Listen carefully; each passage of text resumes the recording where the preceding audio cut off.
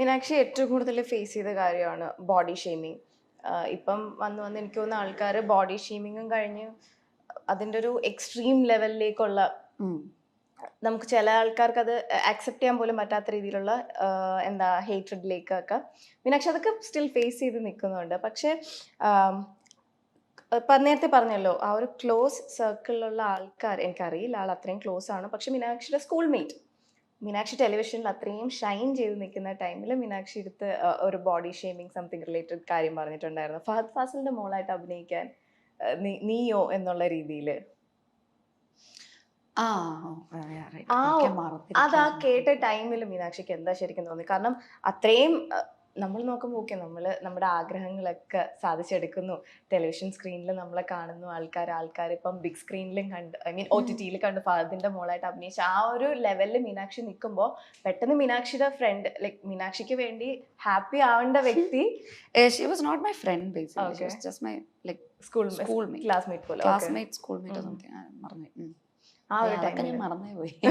അതാ ഞാൻ പറഞ്ഞു, എനിക്കൊക്കെ 100 കാര്യങ്ങളൊന്നും ആലോചിക്കാൻ വേണ്ടി ചെയ്യാം, ആരാന്ന് പോലും ഞാൻ മറന്നു. ആ ഒരു ടൈമിൽ എന്തായിരുന്നു പെട്ടെന്ന് അത് കേട്ടപ്പോഴത്തേക്കും തോന്നിയത്? പുള്ളിക്കാരുടെ സംശയം എന്തായിരുന്നു, ഞാൻ ഫഹദിന്റെ മോളായിട്ട് ഞാനോ? അതെ, ഞാൻ. കണ്ടില്ലേ, കണ്ടപ്പോ സംശയമൊക്കെ മാറിയില്ലേ? എനിക്കതന്നെയല്ലോ എല്ലാവരുടെയും സംശയം, ഞാൻ ചെയ്യുന്നുണ്ടോ, അത് നീയോ?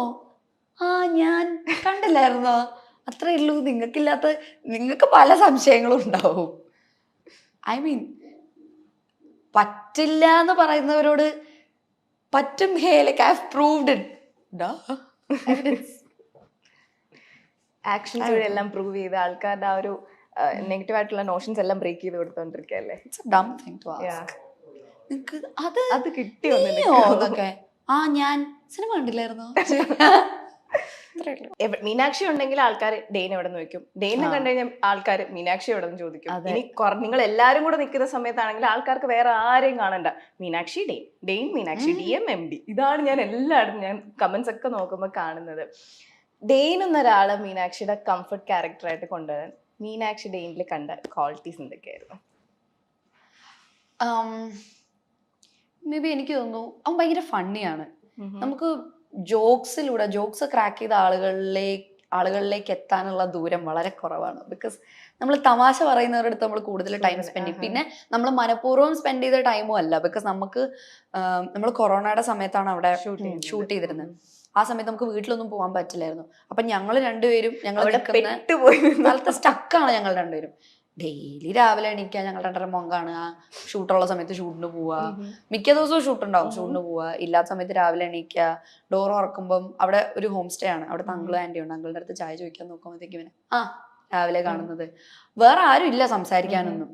ഫോണിലൊക്കെ നമ്മൾ എത്ര നേരം ഇരിക്കും. ഞാനും അതെ അവനും അതെ, അധികം സമയം ഫോണിൽ അങ്ങനെ സ്പെൻഡ് ചെയ്യാൻ പറ്റില്ല. ഇപ്പോഴാണ് പിന്നെ റീൽസ് ഒക്കെ വന്ന് നോക്കാൻ തുടങ്ങി. അന്നലെ വേറെ ഒന്നും ഇല്ല, ചെയ്യാനില്ല. എന്തെങ്കിലും നെറ്റ്ഫ്ലിക്സിലോ പ്രൈമിലോ എന്തെങ്കിലുമൊക്കെ സിനിമകളൊക്കെ കാണുക എന്നല്ലാതെ വേറെ ഒരു പണിയും ഇല്ല. അപ്പോൾ പിന്നെ ആകെയുള്ളൊരു പരിപാടി എന്ന് പറഞ്ഞാൽ ഇതുപോലെ നമ്മൾ ഒരുമിച്ചിരിക്കുന്ന സമയമാണ്. വേറൊരു ഏറ്റവും വലിയ കാര്യം എന്ന് വെച്ചാൽ, നമ്മൾ ഒരുമിച്ച് താമസിക്കാൻ തുടങ്ങുമ്പോൾ, അത് ഇപ്പോൾ ഈ പറഞ്ഞ പോലെ ഒരു റൂമിൽ തന്നെ ആവണമെന്നില്ല, ഒരു സ്ഥലത്ത് നമ്മൾ താമസിക്കാൻ തുടങ്ങുമ്പോൾ നമ്മൾ കുറേ നമ്മുടെ റോ സൈഡ്സ് കണ്ടു തുടങ്ങും. അതെ, നമ്മൾ എന്താണെന്നുള്ളത് ശരിക്കും കാണും. ഡെയിലി രാവിലെ എണീക്കുന്നതും നമ്മുടെ ആ ഒരു ഗോട്ട് റെഡി ഫേസ് അല്ലാതെ ആ ഒരു ഐസ് ബ്രേക്ക് ഭയങ്കരമാണ്. അപ്പം അത് ഞങ്ങളുടെ ഇടയിൽ ഉണ്ടായിട്ടുണ്ട്. അപ്പം വി ഗോട്ട് ലൈക്ക് കുറേ plenty of time to spend. നമ്മൾ കുറേ കാര്യങ്ങൾ സംസാരിക്കും.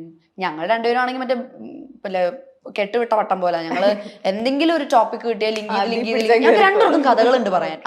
ഞങ്ങൾക്ക് രണ്ടുപേർക്കും കുറെ കഥകളുണ്ട് പറയാൻ. എന്തെങ്കിലും ഒരു ടോപ്പിക് തുടങ്ങിയാടാ, എന്നിട്ട് തുടങ്ങിക്കഴിഞ്ഞാൽ അവനും ഉണ്ടൊരു കഥ, അതിനെ ലിങ്ക് ചെയ്ത് പോകുമ്പോ എനിക്കും ഉണ്ടൊരു കഥ. ഞങ്ങൾക്ക് രണ്ടുപേർക്കും കഥ പറച്ചില്ല. ഞങ്ങൾ രണ്ടുപേരും ഫുള്ളിരുന്ന് ഇങ്ങനെ പോയിക്കോളും. ഞങ്ങൾ കുറേ നേരമൊക്കെ സ്പെൻഡ് ചെയ്ത സമയങ്ങളുണ്ട്. ഇങ്ങനെ വർത്താനം പറഞ്ഞു കാരണം രണ്ടുപേർക്കും കുറെ ഉണ്ട് പറയാനായിട്ട്. അതുകൊണ്ട് അതാണ് ആ കംഫർട്ട് സോണിലേക്ക് വരാനുള്ളൊരു കാരണം. ഡെയിനെ ആദ്യം കണ്ടപ്പോഴത്തേക്കും മീനാക്ഷിക്ക് തോന്നി ആ ഒരു ഫസ്റ്റ് ഇംപ്രഷൻ എന്തായിരുന്നു?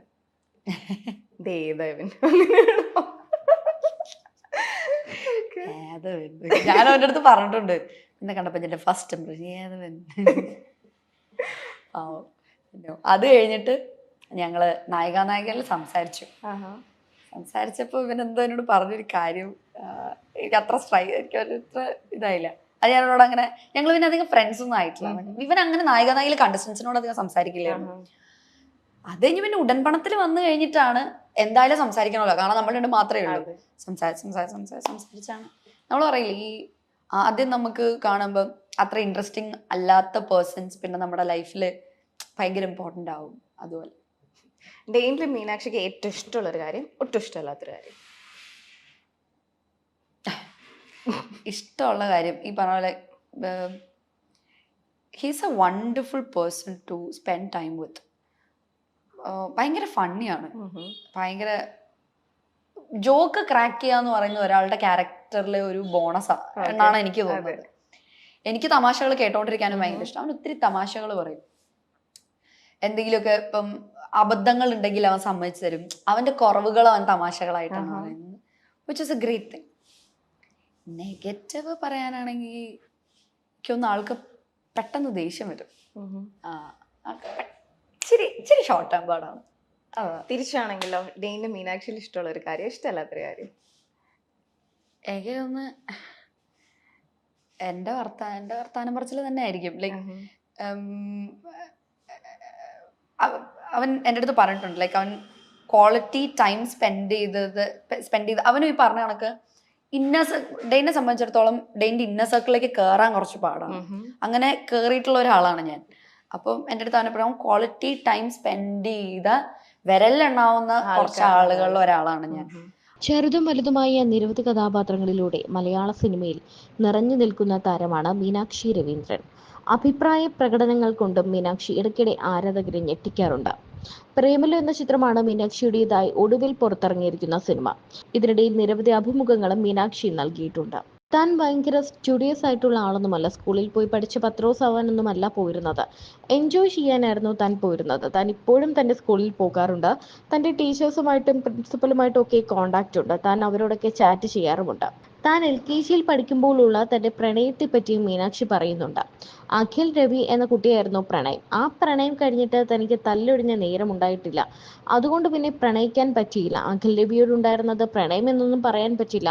തനിക്കെന്ന് സുരേഷ് ഗോപി സാറിനോട് ഉണ്ടായിരുന്നതായിരുന്നു ശരിക്കും പ്രണയം. അത് അങ്ങേരോട് പറയാൻ പറ്റിയില്ല എന്നും തമാശ രൂപേണ മീനാക്ഷി പറയുന്നുണ്ട്. ഡെയിൻ ഡേവിസും മീനാക്ഷിയുമാണ് നമുക്ക് മുന്നിലെ ഓൺ സ്ക്രീൻ കപ്പിൾസ് എന്ന് വേണമെങ്കിൽ പറയാം. കാരണം ഉടൻ പണം എന്ന പരിപാടിയിൽ ഇരുവരുടെയും കോംബോ എല്ലാവരും ഒരുപാട് എൻജോയ് ചെയ്തിട്ടുണ്ട്. എല്ലാവരും മിനി സ്ക്രീൻ പ്രേക്ഷകർ ഏറ്റെടുത്ത ഒരു കോംബോ തന്നെയായിരുന്നു ഡെയിൻ ഡേവിസിൻ്റെതും മീനാക്ഷിയുടേതും. ഇപ്പോൾ തങ്ങൾ തമ്മിലുള്ള അടുപ്പത്തെക്കുറിച്ച് തുറന്നു പറയുകയാണ് മീനാക്ഷി. എഡ്യൂക്കേഷൻ +2 കഴിഞ്ഞിട്ട് ആ ഡിപ്ലോമ എന്നുള്ള എഡ്യൂക്കേഷൻ അല്ലാതെ I don't have a degree. അത് it's the definitely education is like it's really important. പക്ഷെ എന്നാലും എനിക്ക് അതിന് മേലെ ഒരു എക്സ്പോഷർ ജോലിയിലൂടെ കിട്ടിയെന്നാണ് എനിക്ക് തോന്നുന്നത്. And I M so happy that I could take care of my family like my age of 19 I guess. My age of 19. അത് എൻ്റെ പ്രായത്തിൽ എല്ലാവരും പഠിക്കുക സാർ. അപ്പോൾ എനിക്ക് ആ സമയത്ത് ഒരു 5 ഡിജിറ്റ് സാലറി വെച്ച്, ചെറിയ 5 ഡിജിറ്റ് സാലറി അല്ല, നല്ലൊരു 5 ഡിജിറ്റ് സാലറി വെച്ച് I could take care of my family. Sorry. ആ സമയത്ത് എൻ്റെ അച്ഛൻ റിട്ടയറായിരുന്നു. റിട്ടയറായി 1 മാസം കഴിഞ്ഞിട്ട് എനിക്ക് ജോലി കിട്ടി. അച്ഛൻ ജൂണിൽ റിട്ടയറായി, ജൂലൈയിൽ എനിക്ക് ജോലി കിട്ടി.